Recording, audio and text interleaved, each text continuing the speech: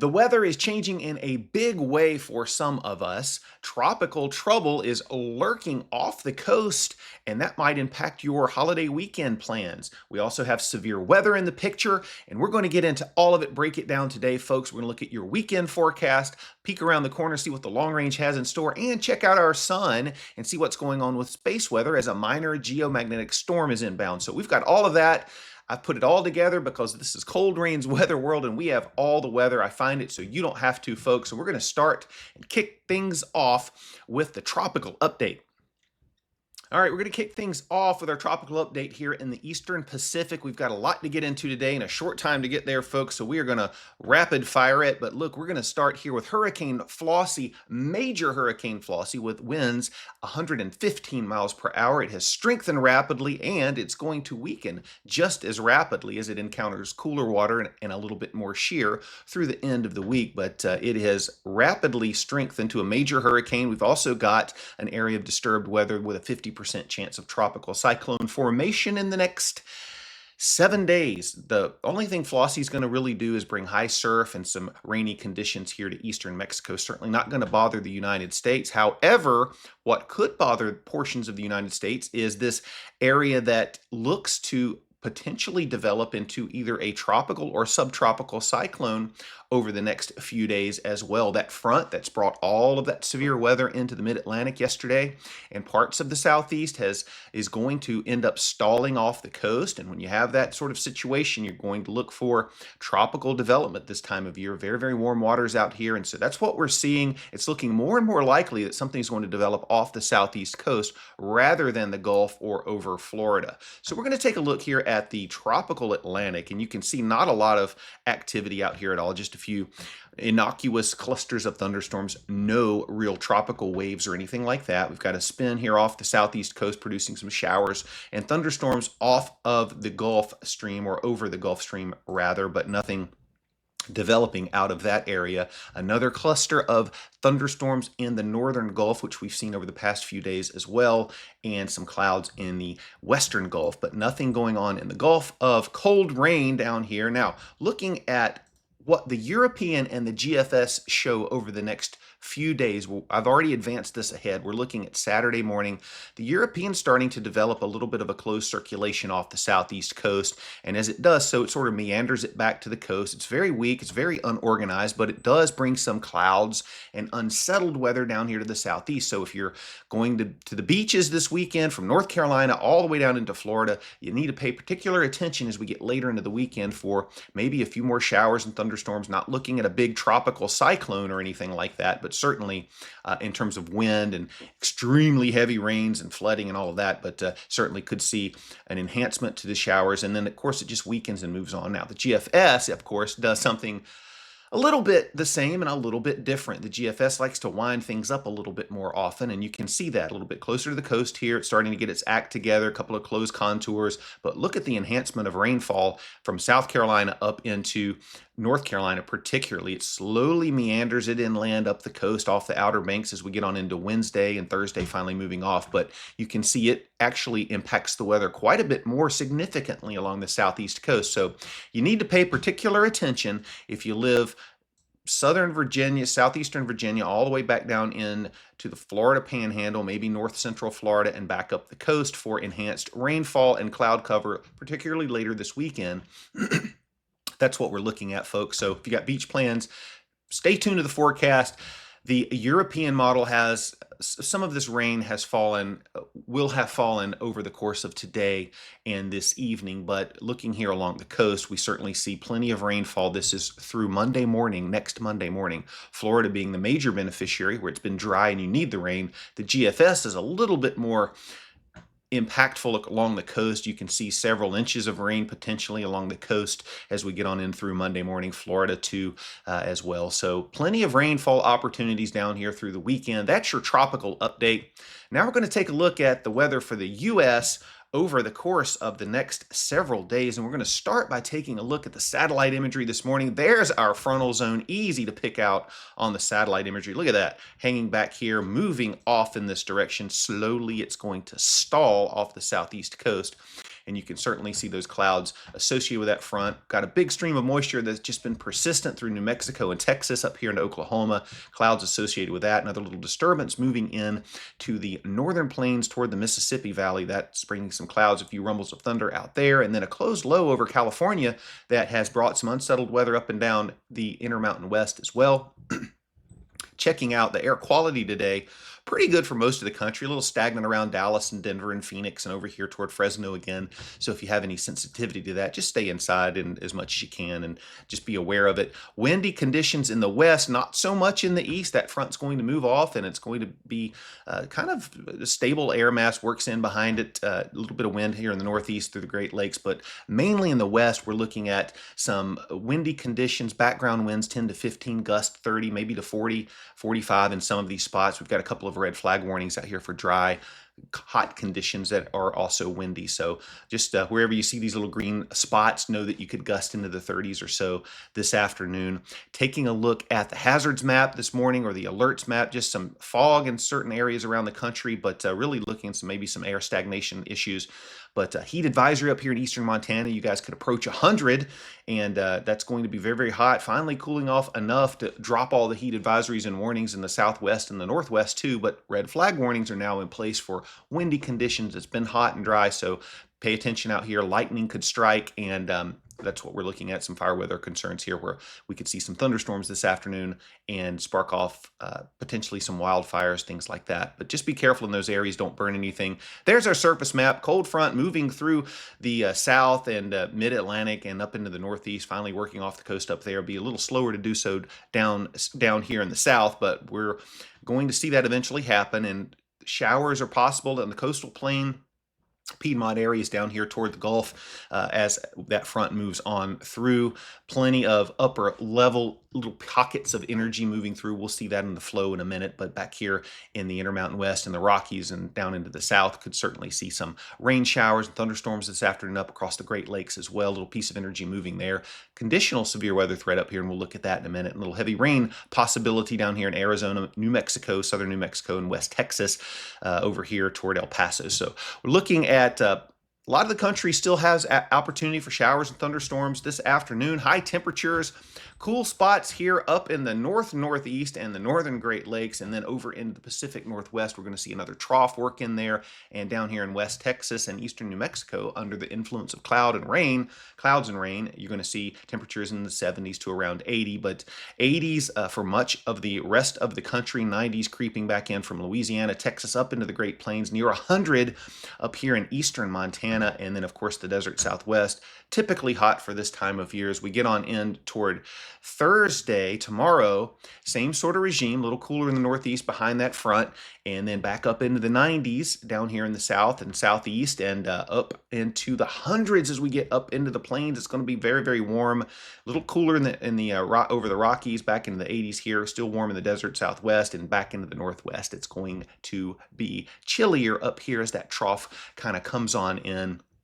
And we'll take a look at the weekend and see what it has in store here in just a minute. There's your dew points. Watch this as we get on in toward the end of the week. You can see where the dry air is and the warm, moist air is. Here's the dry and the brown, moist air is in the green, and dew points are surging back into the plains as we get on through the week. And you can see it's a little bit drier than it has been out here in the Ohio Valley, Tennessee Valley, up into the Great Lakes and New England. It's really, really dry up there, so it's going to feel pretty nice up there. Going to feel a little bit muggy in the plains into the southeast, but not quite as muggy as it has been as we get on into Friday. You can see those dew points still moderately moist here, and it mixes out in the afternoon as those winds kind of overturn some of that dry air in the mid-levels, brings it down. But we get a little bit moisture out in time, and you'll see that as we go on out here. So it starts to moisten up. Going to be hot, going to be humid, typical summertime weather here. And that's what we're looking at. In terms of severe weather, we've got a slight risk of severe weather up here in northern Montana today. We're going to see elevated thunderstorms develop. A little bit of wind shear aloft is going to help to organize some of those thunderstorms. A conditional threat exists here in the Great Lakes. Looks like it's going to be pretty unstable in places, Midwest and Great Lakes. And we've got a piece of energy coming through. The question is, how much shear is sort of a glancing blow? How much shear is going to be available to help organize the storms? That's kind of an unknown Doesn't look like a lot, so we're just going to call this isolated for wind today, and some hail and wind back out here, and then of course a marginal risk, isolated severe weather back here in Nevada and western Utah and the northwestern tip of Arizona too. But wind is the primary threat, particularly up here in northern Montana, and then hail. We could see a little bit of hail with a little cooler temperatures aloft up here in the Midwest and Great Lakes today. Looking at tomorrow, same,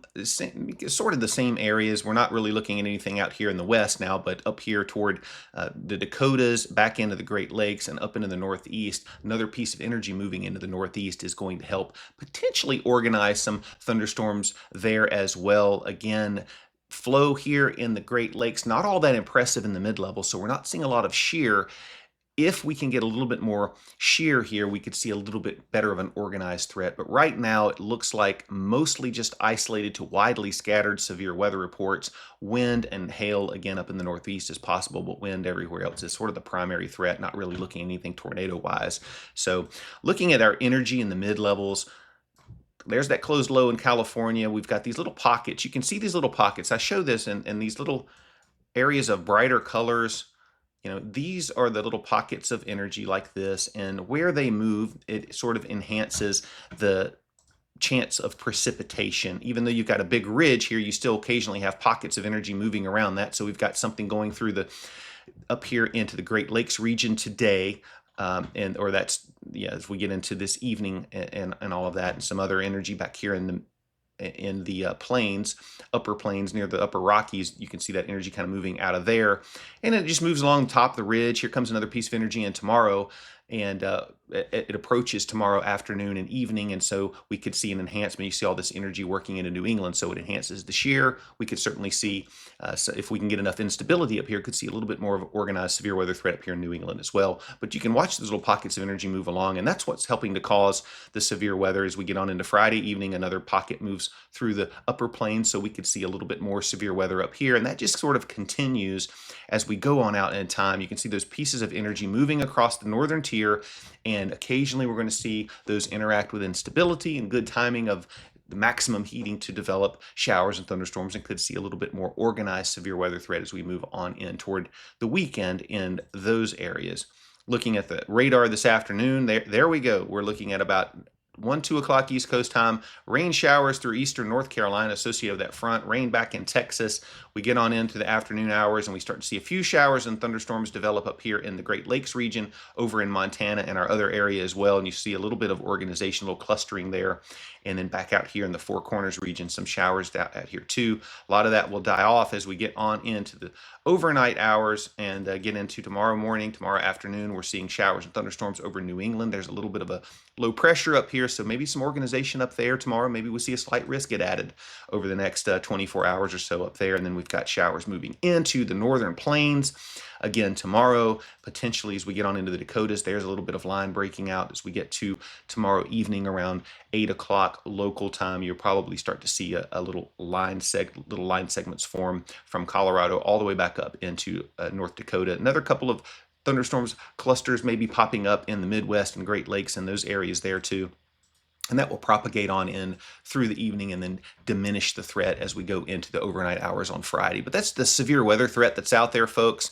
Looking ahead now toward the rest of the week into the holiday weekend, we're looking at Friday morning here. So this is the Europeans' prediction. It's pretty good. We're going to see Friday afternoon maybe a little bit more organized cluster or line segments of showers and storms up here in the Midwest and maybe in the Central Plains as we go on through Friday evening. We get into Saturday morning into the overnight hours. Some of that will persist and hold together as we got a little bit more of a robust system. There's that low pressure taking shape off the southeast coast.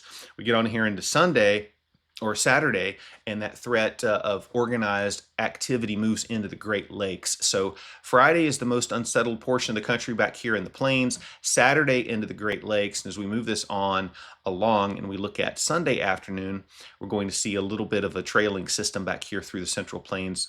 And so that is your that takes us into your July the 4th weekend, gives you a good idea of who's likely to see thunderstorms and showers on an organized basis. And much of that activity will be up here in the northern plains and along the coast into Florida. Everybody else is going to be pop-up showers and thunderstorms for the most part. And we're not even going to see a whole lot of that activity. We're actually moving into a quiet pattern for much of the U.S., at least for a time, and that's good because of the holiday weekend and the plans that you might have. So not really a big washout. Just keep an eye to the sky up here in the northern plains, into the Great Lakes, into New England over the course of the weekend. New England should be pretty good for most of the weekend, though. Looking at highs as we get on in here into Friday, Saturday, and Sunday. There's your Friday high temperatures. Very, very warm for much of the nation, with the exception of the Northeast and the Northwest. Down here in the desert Southwest, still in the hundreds, but everybody else in the 80s, 90s, mid-90s up here in the Canadian border, mid-90s in the Southeast, 80s and 90s everywhere else. Saturday is going to be much the same, going to get a little bit hotter here in the plains and along the Ohio and Mississippi Valley, back into the Tennessee Valley and the Southeast. Still 80s and 70s up here in the Northeast, 70s and 80s across the northern plains as those boundaries sink a little south with those energy pockets coming through. Same again in the Northwest. And then Sunday, wrapping everything up, pretty much the same temperature regime, starting to warm up ahead of another front in the Northeast and back down into the rest of the country, 80s and 90s everywhere except for the desert Southwest, where you're going to see 105 to 110 degrees out here, 70s along the border. And looking at the beaches, we can go umbrella by umbrella. I'm not going to do that. I'm just going to tell you up here in the north, it's going to be very nice. Obviously, the waters are cooler, but you should have very nice conditions. Once you start getting down here into the Carolinas, that's when you're going to see, if you're heading out to Wrightsville Beach, for example, potentially 30% chance right now. I would expect this maybe to go up as that system gets a little organized. So pay attention. Up until then, we're having a chance of showers and thunderstorms a little bit better today and tomorrow, as well as that front's kind of hanging up out there. We get on down here toward Myrtle Beach. Look at this. We're looking at 30% Saturday, 30% on, or 20% on Independence Day. My guess is Sunday is probably going to be a little bit more in the way of shower and thunderstorms, so we'll see a higher chance there. Daytona Beach. What if we're going out to Daytona Beach? Look at this. Sunday and Saturday, let's see, Independence Day is 70, Saturday 70%, Sunday's probably going to be there as well. Moderate rip current risk today. It's easy for me to say. UV index is pretty extreme, and the water temperature is in the upper 70s right now at down there at Daytona Beach. But you can look at this site if you want to. It's weather.gov/beach, and you can look at all of these umbrellas. But pretty much anywhere you go down here along the Gulf is going to have plenty of shower and thunderstorm activity, at least around Florida. It's an 80% chance on Independence Day, of course, July the 4th, and then Saturday's 80%, and Sunday, of course, will be pretty high too. So you get on back here toward the Gulf, the eastern sections of the Gulf Coast back into Texas, not so much have to worry about anything there. So you should be good to go there. Looking out down the road, check this out. So we've got our jet stream at 300 millibars, or 200 millibars actually, way up high in the atmosphere. Got a kind of a split flow out here, and I'm going to put this on into motion, and you can see as we look at Monday that ridge, this anticyclone starts to develop over the southwest, and of course here's one over the southeast too, and you got this flow across the north. And what happens over time is the European ensemble wants to develop a trough in the midsection of the country and then push that trough to the east and keep this anticyclone parked over here, so this big ridge out west. And you see that sort of play out in the streamlines here. And so that's important to know, because if we have a situation where we have a ridge in the east or a ridge in the west leading to a trough in the center and the eastern portion of the country, the eastern portion of the country is going to be unsettled with showers and thunderstorms, and temperatures are going to be lower in the central to the east as well. And if we take a look at the Climate Prediction Center, looking at its 6 or 8 to 14 day outlook, much of the east is above normal, particularly the southeast, Alaska and Hawaii above normal, near normal everywhere else.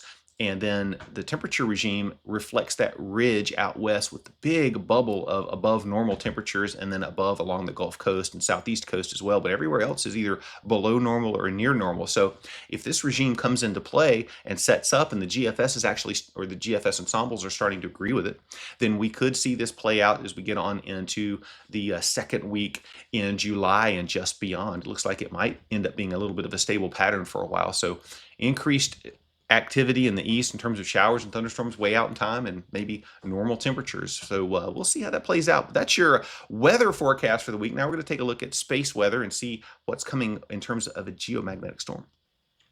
All right, so potentially we could be under minor geomagnetic storm conditions over the next 24 to 36 hours. We had a CME depart from the sun. That is a coronal mass ejection, big ejection of plasma off the sun. It interferes with our magnetic field when it hits, and depending on how big it is and how much of it's directed directly toward Earth, how fast it's moving, all of that matters in terms of the geomagnetic response, in terms of what happens here on Earth. And so not a lot of energy is directed toward us, so it's sort of a glancing blow, and that's expected to hit in the next 24 hours. Meanwhile, nothing going on here with the sun. It's just rotating around. Sunspots are everywhere, but nothing is complex enough to pop out a solar flare. Little coronal hole turning in, but again, it's kind of to the south, so it shouldn't really enhance the solar wind all that much. Nothing going on here on the coronagraph. You'll see a few things pop off every now and then, but none of them are Earth directed. That's actually pretty quiet. There goes something down here, a little CME from a solar filament or something like that. There's your sunspots.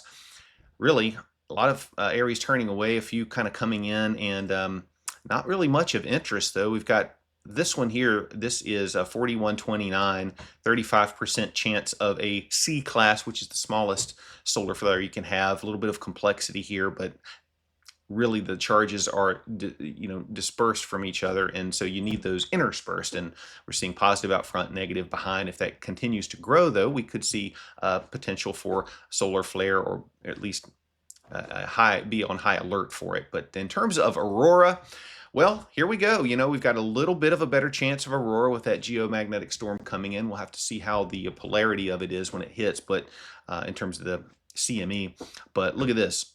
The view line is down here. Potentially some of you folks in the northern tier, if you have a good, you're going to have a moon that's about 30%, maybe close to 40, 50% now. But in any event, if there are no clouds to worry about, maybe you get lucky catching aurora over the next day or so. But that's it for the show today, folks. Don't have anything else for you. Nothing going on the volcanic side or the earthquake side. So that is all we have. I know I promised you a weather IQ today, but I've got an appointment I've got to get out to here with my son. And so I don't have the time to put it all together. And I'll do that again tomorrow for sure. Okay, so we're talking about the moon, so make sure you brush up on your moon data. But that's it for the show, folks. I appreciate all of you watching. Thank you for subscribing. If you've subscribed, if you haven't done so, please consider doing that. Give us a like and leave a comment in the comment section. I always want to know where you're commenting from, so I can understand where what weather you're seeing, and let me know what's interesting, what's going on in your neck of the woods. And certainly I pray for you all every single day, and I really appreciate you all signing up and watching these videos. I can't do the show if nobody's watching it, and certainly I appreciate those of you that do watch it, and let me know if there's anything specific I can pray for you about. Okay, that's it. Take care, folks. Have a wonderful day. I'll be back tomorrow with another episode.